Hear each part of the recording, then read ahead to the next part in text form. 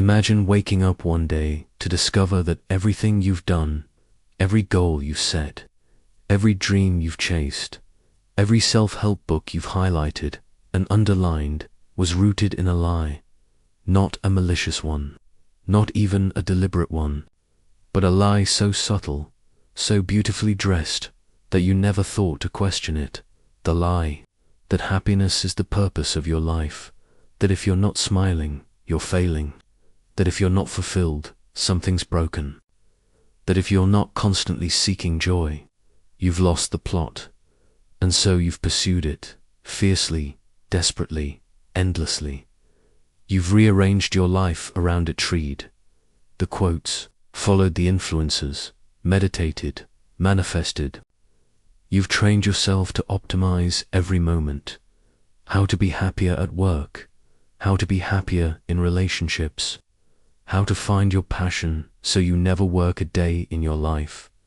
But beneath it all, something keeps tugging at you, a quiet, inconvenient truth, that no matter how many techniques you try, no matter how much gratitude you practice, no matter how beautiful the life you've constructed looks from the outside, you are still haunted by a sense that it's not enough, that the happiness you keep chasing never lasts, that the more you try to hold on to it, the faster it slips through your fingers, that the very act of reaching for it creates a gap between where you are and where you think you should be, and that gap, that's where the suffering begins, because in the relentless pursuit of happiness, you begin to view everything else, boredom, discomfort, uncertainty, sadnesses, failure, as waste, as something to be eliminated.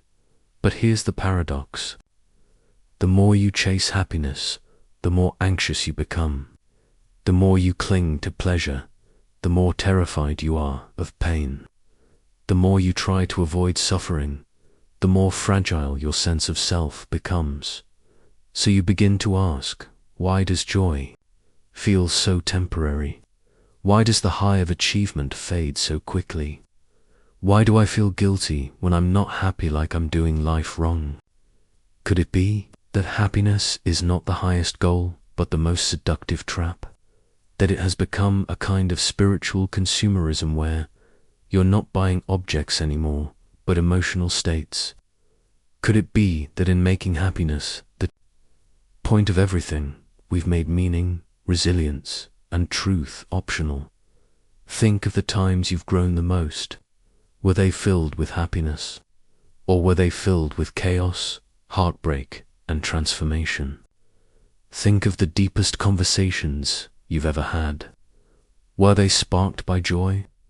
Or were they born from pain, vulnerability, and raw honesty? Think of the moments you truly felt alive, achingly, uncomfortably, profoundly alive. Were they neat, predictable, pleasant? Or were they messy, disorienting, full of contradiction? You begin to see it now. Happiness isn't the enemy, but it was never supposed to be the compass, because when you make happiness your North Star, you begin to distort everything else. You start avoiding truth if it's inconvenient. You start numbing pain instead of learning from it. You start performing joy instead of living honestly. You become obsessed with feeling good and forget how to be real. And perhaps that's the quiet epidemic no one wants to talk about. Not depression, not anxiety, but the spiritual emptiness that comes from treating happiness like a product, something to acquire, protect, and upgrade. We call it growth. We call it mindset. We call it self-love. But beneath it all, we're terrified of sitting in the dark. We're terrified of silence. We're terrified of emotions that don't resolve cleanly. We're terrified of the in-between, because somewhere along the line, we were taught that a meaningful life must be a pleasant one, that discomfort is a sign of failure, that suffering is optional if you just try hard enough. But what if that isn't true? What if discomfort isn't something to fix, but something to listen to? What if sadness isn't something to escape, but something to honor? What if meaning doesn't come from feeling good, but from feeling everything? And what if your obsession with being happy is the very thing making you miserable? The illusion has been cracked now. The compass you've been following may not be pointing where you think it is, and the deeper truth is waiting just beyond the dopamine, just beneath the smile. The question isn't how to be happy. The question is, why have we made happiness the measure of a life well lived? And what have we lost in the process? At the heart of the modern psyche lies a quiet but forceful demand. Be happy, always it whispers through advertisements, echoes through social media feeds, pulses in every follow your bliss mantra. But where did this pressure originate? Why have we tethered our sense of purpose to a fleeting emotion? To answer that, we need to go deeper, not into wellness culture or pop psychology, but into the architecture of the human mind and the philosophical soil from which our modern values have grown. Let's start with a man who understood suffering perhaps better than anyone, Arthur Schopenhauer. He believed that life, by its very nature, is suffering, not in a masochistic or pessimistic sense, but in a brutally honest one. Desire, he argued, is a constant force. The moment one desire is fulfilled, another emerges to replace it. And between these moments of fulfillment lie vast deserts of restlessness, longing, and dissatisfaction, he wrote. Life swings like a pendulum backward and forward between pain and boredom. A harsh view, perhaps, but one that begins to make unsettling sense when we examine our daily lives. Consider how little time you spend actually being happy. Most of your energy is spent trying to be happy, planning to be happy, or remembering when you were happy. This isn't accidental. It's how your brain is wired, from a neurological perspective. The brain didn't evolve to make you happy, evolved to keep you alive. Its job is to detect threats, manage resources, and solve problems. Happiness is a chemical bonus, not a baseline state. Your limbic system is tuned to notice danger more than safety. Your dopamine system rewards pursuit more than arrival. You're biologically programmed to keep reaching, even if what you're reaching for never satisfies you for long. This is not dysfunction. This is design. But here's where things get complicated. In an age of abundance, where survival is less often at stake, the modern human has turned inward, and what was once a survival tool has become a psychological trap. Enter the Enlightenment, a time when philosophers began turning away from religious frameworks and toward reason, science, and the individual self. This shift had many gifts, but one of its unintended side effects was this. We replaced salvation with happiness. God was once the source of meaning. Then came the self, and the self wanted to be satisfied. What began as the noble pursuit of liberty and personal fulfillment slowly curdled into a doctrine of emotional entitlement. I deserve to feel good.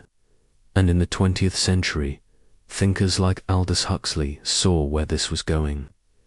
In Brave New World, he imagined a society where suffering was eliminated through drugs, entertainment, and engineered satisfaction. No pain, no art, no individuality, just comfort. His warning, a world without suffering is not a utopia, it's a prison. Pain, in its raw and inconvenient truth, is what makes us human. Without it, we become numb, passive, shallow. But the world didn't listen. Instead, the post-war boom brought consumerism. Advertising taught us that happiness could be bought. And psychology, once the domain of depth and introspection, became commercialized. Flattened into positive thinking, and 5-step programs for success. Even Freud, as cynical as he was, believed that happiness was not the point of psychoanalysis. His goal wasn't to make people happy, but to help them move from hysteric misery to common unhappiness. But who wants common unhappiness when you can have the illusion of bliss? Enter social media. Now, not only do you have to chase happiness, you have to perform it. You curate your joy, filter your fulfillment, and market your best moments to the world. The result, you begin to fear your own authenticity. You begin to believe that if you aren't feeling good, you're doing life wrong. You become emotionally allergic to sadness, to boredom, to anything that might threaten your Instagram aesthetic or inner peace. You see, the modern world has pathologized suffering. We've turned pain into a sign of failure. We've made sadness something to medicate. We've treated discomfort like a glitch in the system rather than a signpost. But what if it's the opposite? What if your anxiety is a message from a part of yourself that's tired of pretending? What if your sadness is your soul mourning a life that doesn't feel real anymore? What if your discomfort is the friction between who you are and who the world expects you to be? Carl Jung believed that wholeness, not happiness, is the goal of life. To become whole, he said, we must confront the shadow, the denied, repressed parts of ourselves. But the shadow is not happy. It is raw, dark, chaotic, and often terrifying. And confronting it doesn't feel like a retreat, it feels like a breakdown. But Jung also warned, one does not become enlightened by imagining figures of light, but by making the darkness conscious. You cannot bypass suffering. You cannot optimize your way around your shadow. To be whole is to be cracked open, and yet everything around you tells you the opposite. Fix yourself, smile more, choose happiness. Don't be so negative. But this is spiritual gaslighting, a form of self-denial masquerading as self-care. You begin to see it now. This obsession with happiness is not just personal, it's cultural, systemic.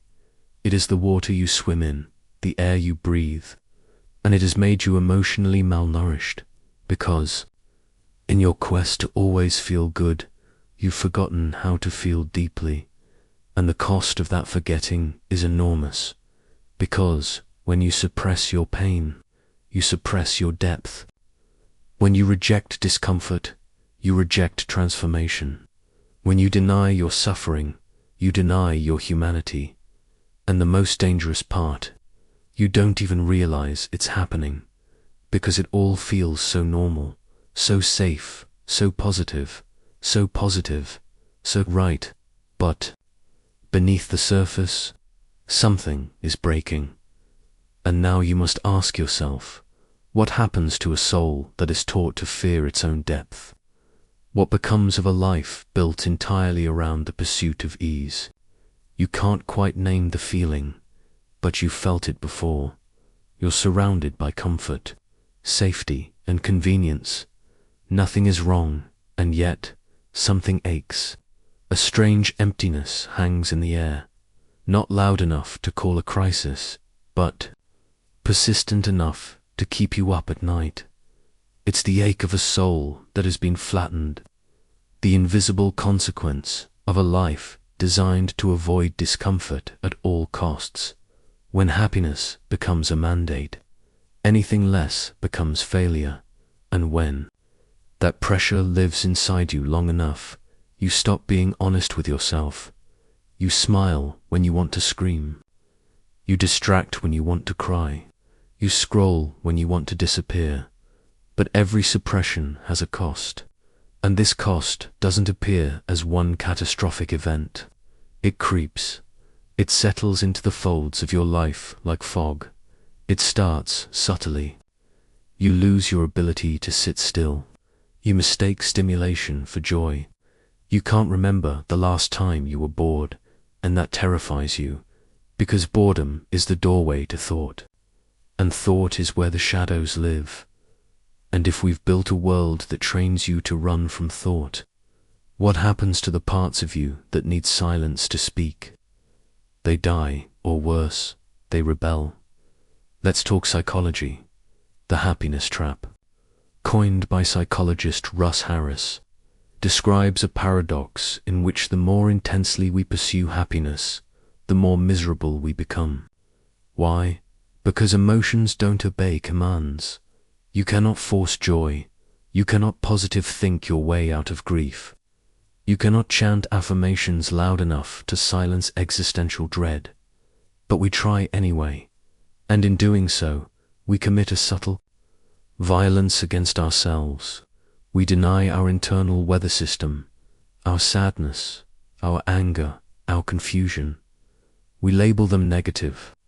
We treat them as viruses in the code instead of messages from within. And so they build, not in the conscious mind, but in the body, in the nervous system. Psychologists now know that emotional suppression doesn't delete pain it stores.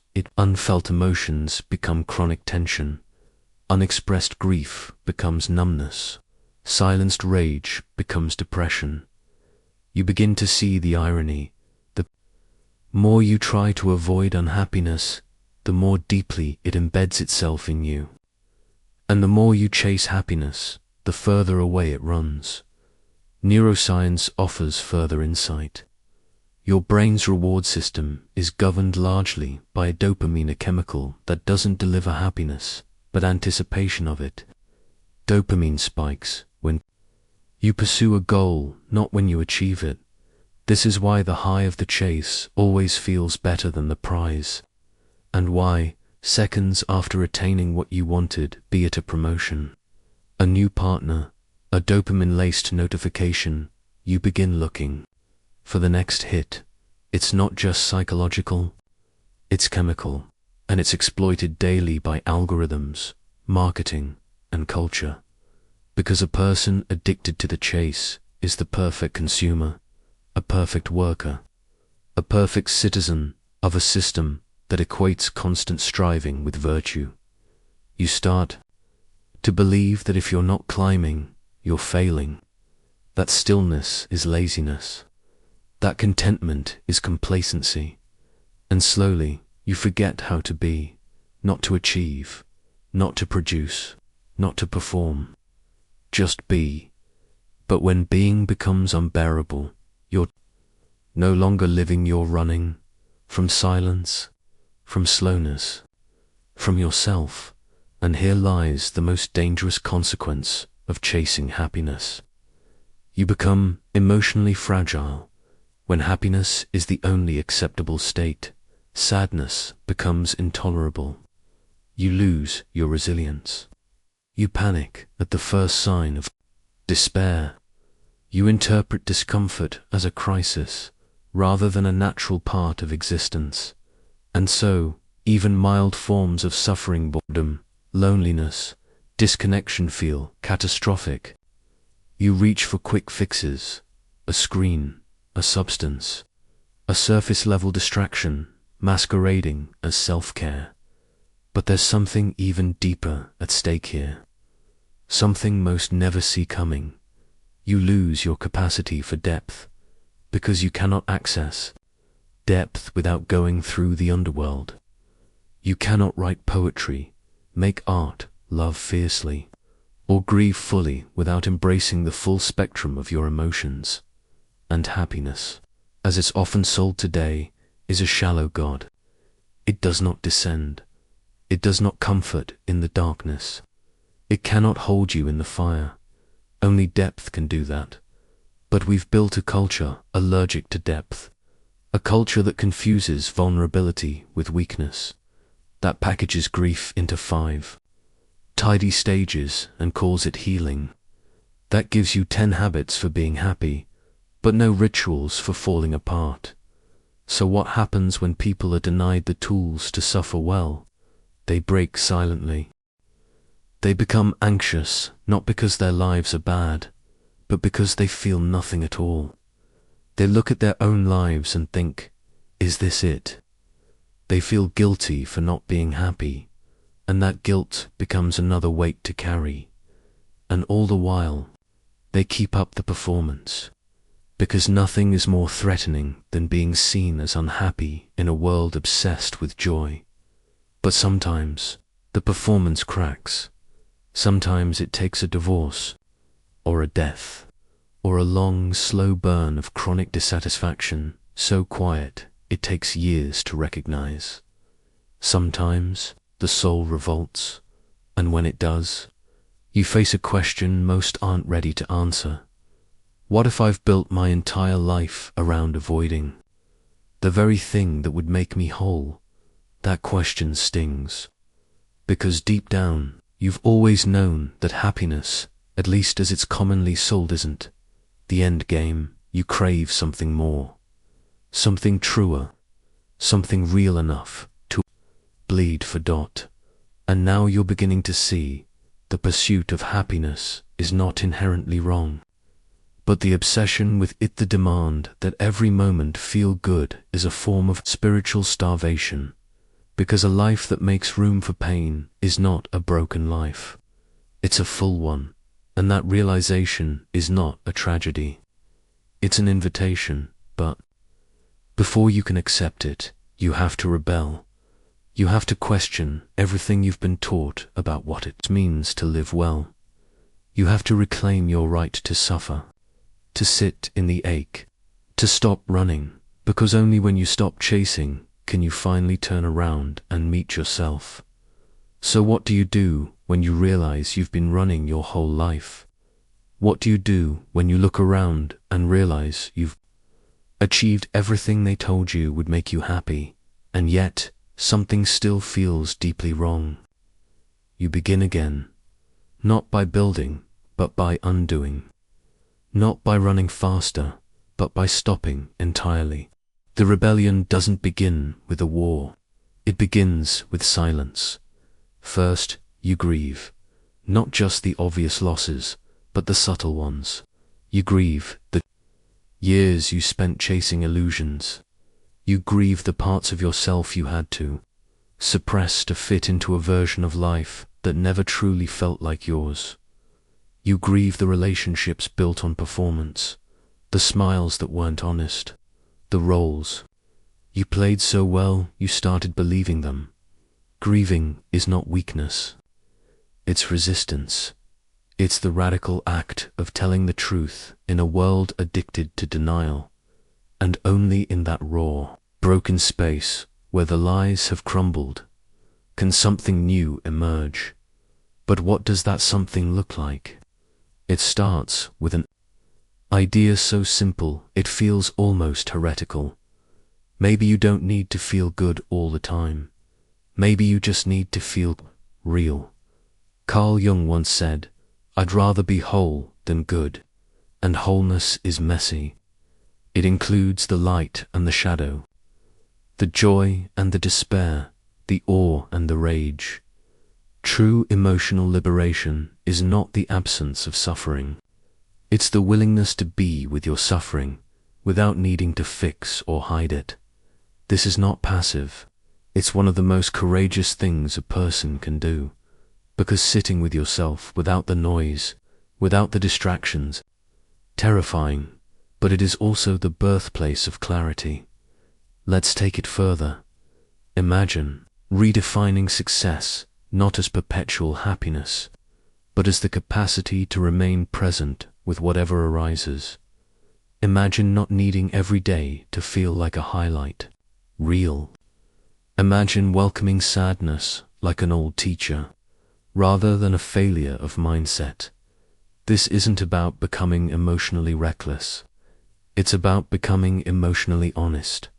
And emotional honesty leads to something rare in the modern world: inner alignment. You stop saying yes when you mean no. You stop smiling when you're grieving. You stop pretending to be okay just to make others comfortable.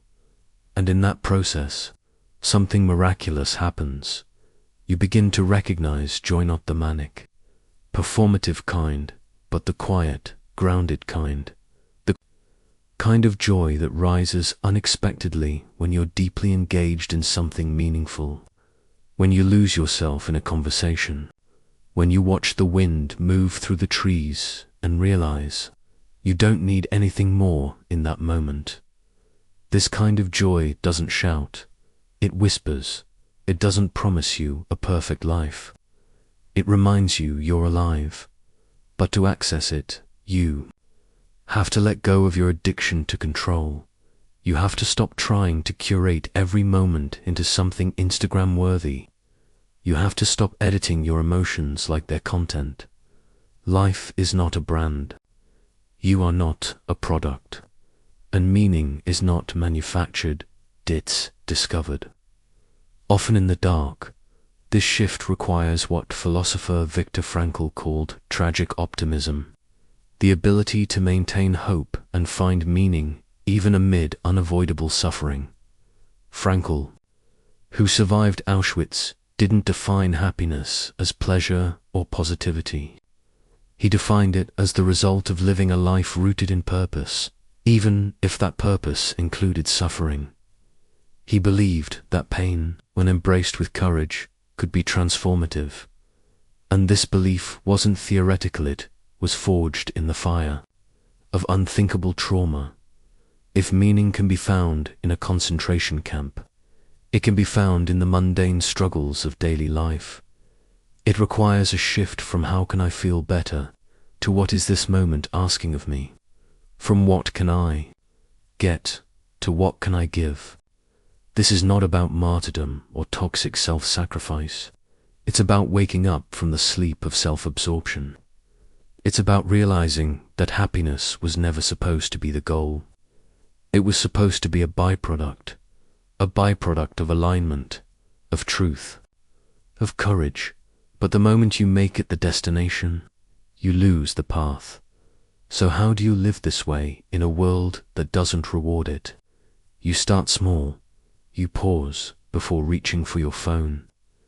You sit with a feeling for 5 minutes longer than is comfortable. You listen to your inner voice, not the anxious one, but the quiet one beneath it. You create micro moments of truth in a life built on noise.